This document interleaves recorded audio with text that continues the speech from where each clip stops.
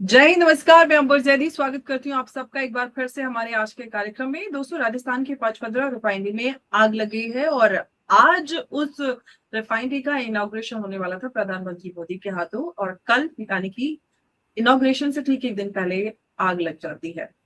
और ये जो खबर है ये सिर्फ एक इंडस्ट्रियल एक्सीडेंट है या कुछ और, ये सबसे बड़ा सवाल है, क्योंकि ठीक एक दिन पहले आग लगना सबोटाज एंगल यहाँ पर सामने आता है। और रिपोर्ट्स की अगर हम बात करें तो बाड़मेर की जो स्ट्रेटेजिक रिफाइनरी है उस प्रोजेक्ट में फायर का जो है ये इंसिडेंट हुआ है। और प्रधानमंत्री मोदी, जैसे कि आप सब जानते हैं, कि इसका इनॉग्रेशन करने वाले थे। और ये रिफाइनरी जो है ये सिर्फ एक ऐसा प्लांट नहीं है जो, बल्कि ये भारत की जो एनर्जी सिक्योरिटी है और वेस्ट एशिया कनेक्टिविटी है उसके लिए एक क्रिटिकल पिलर माना जाता है। और टाइमिंग इसमें सबसे अहम यहाँ पर रोल अदा कर रही है और सबसे बड़े सवाल अदा खड़े कर रही है। एक ऐसा प्रोजेक्ट जहां पर हजारों करोड़ का इन्वेस्टमेंट होता है, इंटरनेशनल स्टेक्स और नेशनल प्रेस्टीज से जुड़ा हो, वहां इनॉग्रेशन के ठीक एक दिन पहले आग लगना कोइंसिडेंस है या फिर कैलकुलेटेड डिस्ट्रक्शन? क्योंकि राजस्थान से आपको याद होगा कि आज से कुछ दिन पहले ऐसी खबरें सामने आई थी जहां पर पुलिस ने बताया था, पुलिस ने कुछ ऐसे लोगों को दर्द पहुंचा था जो सोलर सीसीटीवी, जो पावर्ड सीसीटीवी फुटेजेस हैं, वो अपने हैंडलर्स को पाकिस्तान में उसको लीक कर रहे थे। तो वो सारी चीजें यहाँ से अब जो डॉट्स हम कनेक्टेड होते नजर आ रहे हैं। अब हम इस पूरे एंगल को थोड़ा सा विस्तार से समझने की कोशिश करेंगे इस चर्चा में कि आखिर ये नॉर्मल एक्सीडेंट या इंसिडेंट तो लगता नहीं है, इसके पीछे की कहानी है। और इस पर बात करने के लिए मेरे साथ मौजूद है उमेश जी। स्वागत है आपका। जय, नमस्कार। जय सिया राम अंबर जी। जय श्री राम उमेश जी। उमेश जी, जो इनिशियल इन्वेस्टिगेशन है वो इस इंसिडेंट को, मतलब अभी तो रिपोर्ट्स आ रहे हैं क्योंकि इसमें इनिशियल है, आज ही कल ही ये सारी चीजें हुई हैं, तो ज्यादा कुछ सामने नहीं आया है। तो ये अभी तो रिपोर्ट्स में तो ये कह रहे हैं कि भाई ये कोई इंडस्ट्रियल एक्सीडेंट है। अब लेकिन यहाँ पे सबोटाज भी का एंगल भी जो है उसको भी नहीं नकारा जा सकता, क्योंकि इनॉग्रेशन से ठीक एक दिन पहले इतना बड़ा इंसिडेंट कैसे आप इसको देख रहे हैं? देखिए अंबर जी, दो से तीन चीजें हमें देखने की बात है। देखिए, वेस्टर्न नेशंस ने हमेशा भारत को क्रिटिसाइज किया है कि हम जो डिस्काउंटेड रशियन क्रूड इंपोर्ट करते हैं उसकी रिफाइन करके हम यूरोप को बेच रहे हैं। हमें एक तरह से टेरर वॉर को फंड करने के लिए कंटिन्यूस यूरोप, यूक्रेन, अमेरिका सब ने हमारे ऊपर तोहमत लगाई है। और उसके बाद देखिए कि जहां पर जब इजराइल और ईरान का वॉर चल रहा है तो रिफाइनरीज पे आग सिर्फ भारत में नहीं लग रही है, ऑस्ट्रेलिया में भी लगी थी और आज भारत में के अंदर भी लग रही है। और ये भी देखिए कि यूक्रेन ने कंटिन्यूसली रशियन जो पोर्ट्स है, रशियन जो ऑयल रिफाइनरीज है, उनको भी टारगेट किया है जो भारत को तेल बेच रही है। तो क्रूड ऑयल जो भी बेच रहा है, तो ये पूरे इकोसिस्टम को सैबोटाज करने की कोशिश की जा रही है ताकि भारत एक तरह से रिफाइंड पेट्रोलियम प्रोडक्ट्स के ऊपर जो भारत अभी सेल्फ रिलायंट बनना चाहता है उसको सैबोटाज किया जाए। और इसी के मद्देनजर ये जो प्लांट है राजस्थान के अंदर जो बालोतरा में लग रहा था कल, और जिसको प्रधानमंत्री मोदी जी इनॉग्रेट करने वाले थे, और एक ही दिन पहले वहां पर एक बहुत बड़ी दुर्घटना हो जाती है। तो मेरा ये मानना है this is a great security lapse. हमारे प्रधानमंत्री मोदी जी के जो के ऊपर खतरा हो सकता है। देखिए, उनकी जान के ऊपर खतरा हो सकता है। जब मोदी जी जाते हैं तो इंटेल क्रिएट किया जाता है, इंटेल लिया जाता है, पूरी एरिया को सैनिटाइज किया जाता है, पोटेंशियल थ्रेट्स को आइडेंटिफाई किया जाता है। और यहां पर देखिए कि 24 आवर्स पहले मोदी जी विजिट करने वाले हैं और वहां पर ये ब्लास्ट जो हुआ है वो मेन जो यूनिट में हुआ है जहां पर पूरा प्रोडक्शन चलने वाला था। और ये जो लॉस हुआ है, ये रिफाइनरी जो कल जो रिफाइनरी जो इनॉग्रेट होने वाली थी अप्रैल 21 को, अब ये दिसंबर 2026 से पहले इनॉग्रेट नहीं होगी। तो भारत की इकोनॉमिक ग्रोथ को सैबोटाज किए वो कर रहे हैं। और अप्रैल 22 2025 को हिंदू सैलानियों को मारा गया था। और उसके बाद आप देखिए कि ये आज जो अटैक हुआ है इस रिफाइनरी के ऊपर, ये पहलगांव में जो पहलगांव की एनिवर्सरी के दिन हुआ है। सबसे बड़ी बात यह है कि हमारी सिक्योरिटी देखिए, सिक्योरिटी ऐसी उमेश जी, खराब है। सिक्योरिटी को लेकर ही मैं सवाल करना चाहती हूँ कि इतने हाई सिक्योरिटी और इतने जो हाई वैल्यू इंफ्रास्ट्रक्चर में क्या सेफ्टी प्रोटोकॉल्स हुए, या फिर डेलिबरेटली जो ये हम कहें कि बाईपास किए गए, कहाँ पे चूक हुई, वो सबसे बड़ा सवाल है। देखिए, घर का बेदी लंका ढाए, ऐसी बात है। तो भारत के अंदर जो हाफ फ्रंट बैठा है वो पाकिस्तान को पूरा सपोर्ट कर रहा है। अब ये देखिए, सोलर पावर्ड सीसीटीवी जो पंजाब राजस्थान में लगे हुए हैं, और दिल्ली पुलिस बोल रही है इसके द्वारा लाइव इंटेल जो है आईएसआई हमारे ट्रूप मूवमेंट्स को गैदर कर रहा है। तो हमारे ऊपर एक तरह से जो हमारे दुश्मन हैं हमारे घर के अंदर ही बैठे हैं, और वो सारी एक तरह से they are providing all the required intelligence inputs to ISI. तो ये पॉसिबिलिटी हो सकती है और हो चुकी है। इस मेरा ये मानना है कि it has been carried out by ISI और सीसीपी एंड सीआईए, ये तीनों मिलके काम कर रहे हैं, जिसी के कारण आप देखिए भारत के अंदर कुछ दिन पहले हमने देखा था कि कैसे अजीत डोभाल जी हैं वो इसरो के सेंटर भी जाके विजिट करके आए, जब हमारी सैटेलाइट्स जो नाविक सिस्टम्स ले जा रही हैं वो कंटिन्यूसली फेलियर होता जा रहा है।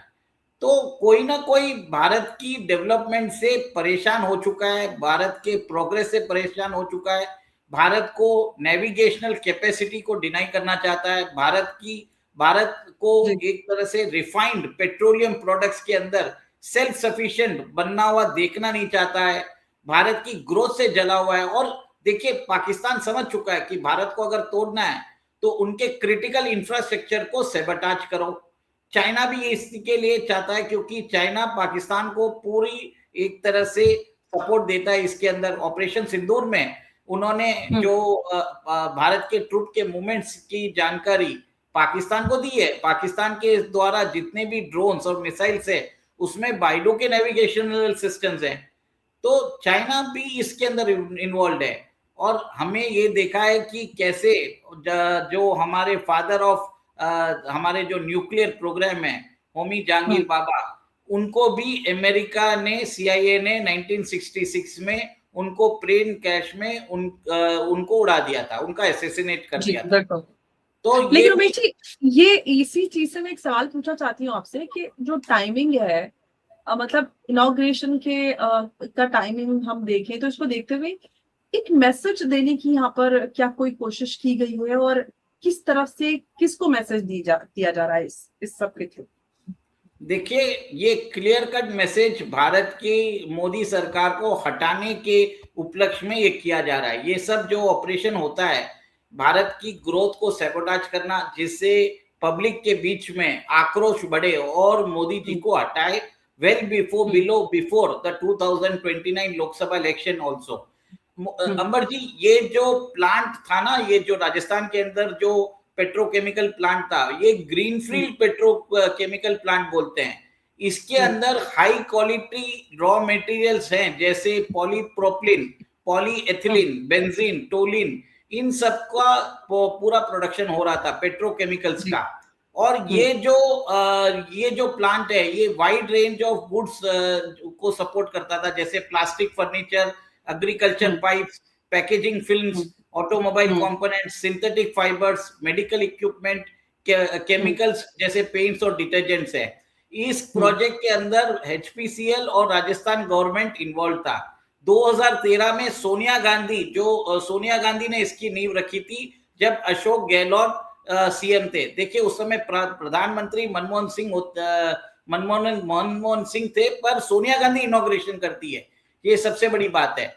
और ये देखिए कि मोदी सरकार आने के बाद इस प्रोजेक्ट को एक तरह से इसके अंदर जान आई और इसके ऊपर इसका एग्जीक्यूशन चालू हुआ।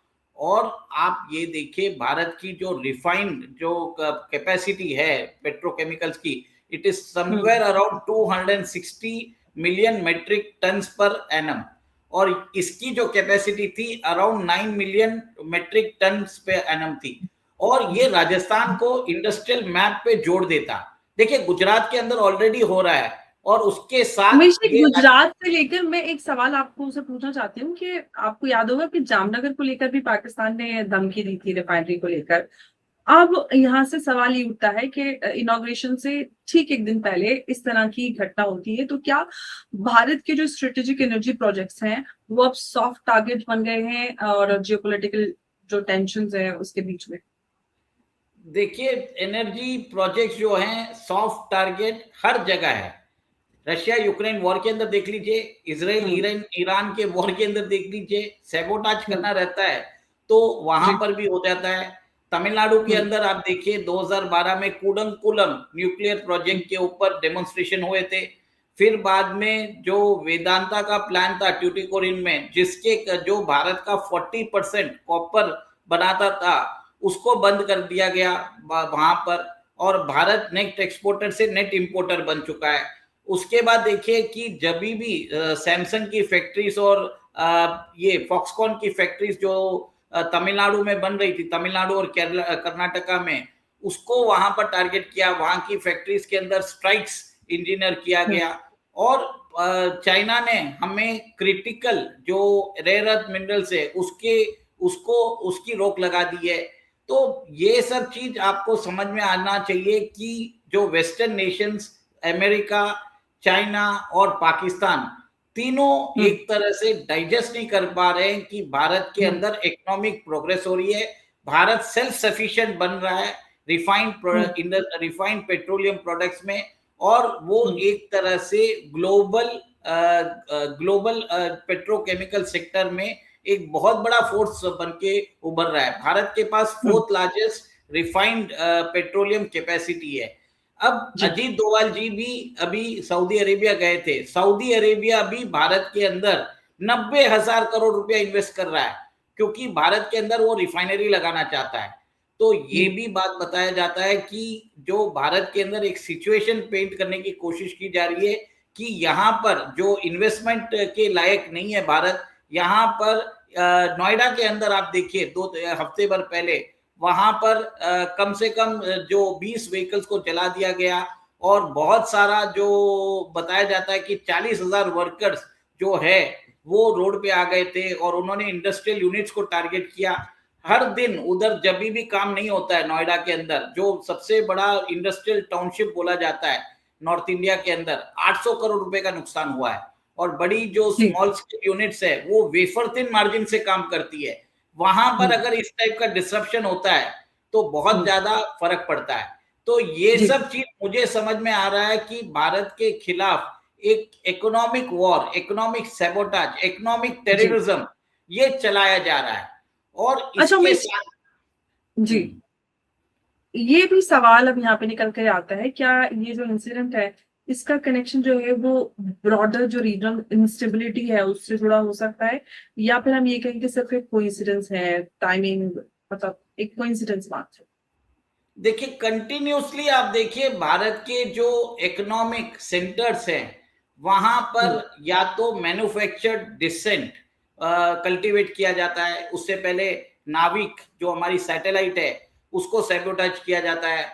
हमारे अजीत डोभाल जी हैं वो इसरो के सेंटर विजिट करते हैं, और इससे पहले भी ये नई बात नहीं है, भारत के अंदर जो इंडस्ट्रियल लेवल सैबोटाज है ये कॉन्स्टेंटली होता जा रहा है। This is nothing new. तो Amber ji this is a regime change operation, this is a part of a regime change operation, जी। टूल जी। किट है। और भारत हम्म। जैसे बड़े देश के अंदर श्रीलंका, नेपाल और बांग्लादेश के अंदर एक दिन में भी आप चाहो तो आप सत्ता परिवर्तन कर सकते हो। भारत के अंदर आपको कंसिस्टेंटली आपको काम करना पड़ता है। देखिए भारत की hmm. Population 18% of the world humanity है। कोई भी सिंगल हम्म। इंसिडेंट जो है यहाँ पर एक तरह से वो इम्पैक्ट नहीं कर सकता जैसे श्रीलंका में हुआ था, बांग्लादेश में हुआ था, नेपाल में हुआ था। यहाँ हम्म। पर कंटिन्यूसली आपको कुछ ना कुछ करना पड़ता है। जैसे मणिपुर के अंदर आपको प्रॉब्लम्स क्रिएट करना पड़ेगा, फिर बाद में आप हमारे नॉर्थ ईस्ट के अंदर भी प्रॉब्लम हम्म। क्रिएट करोगे, फिर आप ये देखो कि बांग्लादेश के अंदर सत्ता परिवर्तन करोगे, और चाइना जो है हम्म। श्रीलंका के अंदर हम्बनटोटा पोर्ट के अंदर अपनी शिप्स भेजता है ताकि हमारी जो मिसाइल्स कैपेसिटी है उसको देखा जाए। देखिए अभी तो हम अभी ग्रीन ट्राइब अंडमान के अंदर ये भी बना रहे हैं, ग्रीन टर्मिनल बना रहे हैं, निकोबार ग्रीन टर्मिनल 70,000 करोड़ का। तो हमारे दुश्मन उसको भी सेबोटाज करेंगे, उनको ये नहीं पोसाएगा कि भारत अपना तेल निकाले from the Indian Ocean region. उनको मालूम है जब भारत जो है वर्ल्ड का second largest importer of oil है आफ्टर चाइना, एक दिन में 5 million barrels per day, 50 lakh barrel per day हम इंपोर्ट करते हैं। That is 10% of the global output from net energy importer. अगर भारत खुद सेल्फ सफिशिएंट बन जाता है, ये जितने भी नेशंस है जैसे अमेरिका, जो मिडिल ईस्ट के अंदर सऊदी अरेबिया, इन लोगों को मालूम है अगर भारत अपनी खुद की एनर्जी नीड्स खुद ही एक तरह से उसको लोकेट कर लेता है, फिर बाद में एक्सट्रैक्ट कर लेता है, तो उनका मार्केट चले जाएगा, कोई डिमांड ही नहीं रहेगी। तो इन सब से ये एक ही काम करते हैं कि भारत की एनर्जी नीड्स को फुलफिल ना करके के उसको परमानेंट इंपोर्टर बना के और उसकी इंडस्ट्रियल कैपेसिटी को सेबोटाज करके, ताकि वो एक्सपोर्ट ना कर सके, भारत समृद्ध ना हो सके, भारत के अंदर जॉब्स क्रिएट ना हो और मोदी गवर्नमेंट के खिलाफ मैन्युफैक्चर डिसेंट किया जाए। जैसे यूक्रेन को इन्होंने बर्बाद किया है, जैसे ये पाकिस्तान को बर्बाद कर चुके हैं, बांग्लादेश को बर्बाद कर चुके हैं, ये भारत को भी बर्बाद करने की कोशिश कर रहे हैं। ये जैसे मैंने कुछ दिन पहले बोला था, CIA का लॉन्ग टर्म प्लान है to balkanise India and disintegrate India. और कल कश्मीर के अंदर भी 2 अमेरिकन एजेंट्स के पास सैटेलाइट फोन्स मिले थे। This is clear message by America कि हम आपके यहाँ पर स्पाइस भेजेंगे, आपके ऊपर हम सर्वेलेंस रखेंगे, आप हमें कुछ नहीं बोलना, ये चीज। और थोड़े दिन पहले आपने ये भी देखा था कि 6 यूक्रेनियन नेशनल और एक CIA का एजेंट मैथ्यू वैन डाइक, वो नॉर्थ ईस्ट में पकड़ा गया था। बंगाल इलेक्शन को भी वो इफेक्ट करने की कोशिश कर रहा था। और यहां तक बताया जा रहा था कि रशिया ने हमें स्पेसिफिक इंटेल दी थी, नहीं तो ये लोग प्लान कर रहे थे मोदी जी को, जब वहां पर मोदी जी जाएंगे कैंपेन पे, वहां पर मोदी जी के रैली में उनके ऊपर अटैक करने की कोशिश की भी संभावना हो रही थी। तो ये कंटिन्यूसली भारत के जो लीडर्स हैं उसको असैसिनेट करना चाहते हैं। सबसे बड़ी बात है, मेरा सबसे बड़ा कंसर्न ये है कि they want to create anarchy, they want to create. देखिए अगर कुछ हो जाता प्राइम मिनिस्टर को, देश में गुस्सा बढ़ेगा, देश के अंदर राइट्स मैन्युफैक्चर करना चाहते हैं, भारत की ग्रोथ को स्टॉल करना चाहते हैं। This is the economic warfare, this is a plan tool kit. जी उमेश जी, अब यहाँ से एक मैं अंतिम प्रश्न आपसे करना चाहती हूँ, ये कि अब जो सबसे बड़ा प्रश्न यहाँ पर निकल के आता है कि हमारे सामने इतने सारे चैलेंजेस हैं, और जो भारत की इंटरनल सिक्योरिटी हो या फिर हम ब्रॉडर रीजनल इंस्टेबिलिटी को लेकर सवाल करें, जिस तरह की चीजें हो रही हैं, तो क्या कोई वार्निंग साइंस से इंटेलिजेंस फेलियर माने, सिक्योरिटी लैप्स माने कि राइट बिफोर इनॉग्रेशन ये चीजें हो रही हैं? देखिए मैं हमेशा बोल चुका हूं, हमारे घर के अंदर ही गद्दार है। ये बिना घर ये जो हमारे यहाँ पर जो कुछ लोग हैं जो ISI के पेरोल पे हैं, उन्होंने एक तरह से उनको पूरी जानकारी दी है। ये बहुत बड़ा सिक्योरिटी लैब्स भी है। बट देखिए कि कंटिन्यूसली ये भारत के खिलाफ साजिशें रच रही है। मेरा तो ये मानना है कि we have to adopt a Mossad style approach. अभी हमें कॉन्स्टेंटली विक्टिम ना बन के हमें प्रीएम्प्टिव स्ट्राइक करने की जरूरत है। अगर हमें लगता है कि पाकिस्तान कंटिन्यूसली टेररिस्ट को एग्जिस्ट कर रहा है, तो हमारी जो ब्रह्मोस है उसको उठा के भेज दीजिए वापस। और इस बार तो इस्लामाबाद भेजिए, रावलपिंडी भी मत भेजिए, नूर खान एयरबेस ना भेज के इस्लामाबाद भेजिए। वहां पर जो वहां पर भेजने से फायदा होगा, क्योंकि पाकिस्तान ने भी किया था ऑपरेशन सिंदूर में, दिल्ली की तरफ उन्होंने मिसाइल्स दागी भी थी, जिसको सिरसा में इंटरसेप्ट कर लिया था। When Pakistan can send their missiles over the Indian capital, तो भारत भी भेज सकता है। इस्लामाबाद को कंप्लीटली तहस नहस करके उनको वहां पर डर बैठाने की जरूरत है। We should not be a reactive force, this is a time we have to be proactive, और पाकिस्तान को मजाक चकाने की जरूरत है वहां पर। और एक चीज है, चाइना को भी एक तरह से डॉसियर भेजिए कि भैया हम भी सब कुछ जानते हैं, जरूरत से ज्यादा अगर करे तो तिब्बत का इश्यू को उठाइए, ताइवान को सपोर्ट करिए और इससे उनको भी समझ में आएगा। China understands that language only. आप पीस बात करोगे तो it is considered as weakness.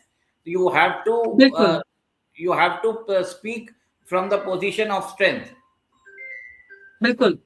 और यहाँ पर सबसे बड़ी बात ये आती है कि इतिहास की अगर हम बात करें तो इतिहास हमेशा ये बात कहता है कि जब भी इस तरह का कोई क्रिटिकल इंफ्रास्ट्रक्चर होता है, उस पर इस तरह का कोई इंसिडेंट होता है, तो वो दो कैटेगरीज उसके पीछे होती हैं और उसमें आता है। वो एक तो ये कि नेग्लिजेंस है उसकी वजह से हुआ है, या फिर उसके पीछे कोई बहुत बड़ा मैसेज, जैसे कि हम यहाँ पर समझ पा रहे हैं। और पचपद्रा रिफाइनरी की अगर हम बात करें तो अभी इन्वेस्टिगेशन का बहुत बड़ा ये मैटर है और सब्जेक्ट है, लेकिन इसकी जो टाइमिंग है और इसका स्केल है और इसका जो स्ट्रेटेजिक इंपॉर्टेंस है, इसी से बहुत सारे सवाल निकल कर आते हैं। और ये एक सिंपल एक्सीडेंट कहकर इसको इग्नोर बिल्कुल नहीं किया जा सकता, और बहुत बड़ा यहाँ से प्रश्न निकल कर आता है, क्योंकि प्रधानमंत्री मोदी उसका इनॉग्रेशन करने वाले थे अगले दिन ही। अब सच क्या है ये तो इन्वेस्टिगेशन ही पता चलेगी, उससे पता चलेगा। लेकिन जब देश के जो क्रिटिकल प्रोजेक्ट्स होते हैं उन पर इस तरह के इंसिडेंट होते हैं, तो सवाल सिर्फ ये कैसे हुआ या नहीं होता, तो ये बल्कि सिर्फ इतना नहीं होता, लेकिन इसके पीछे के सारे कारण हमें यहाँ पर समझने की आवश्यकता बहुत हो जाती है। वही जी, बहुत धन्यवाद आपका इस चर्चा में जुड़ने के लिए। नमस्कार, जय हिंद, जय भारत। जय सिया राम। जय श्री राम, बहुत धन्यवाद।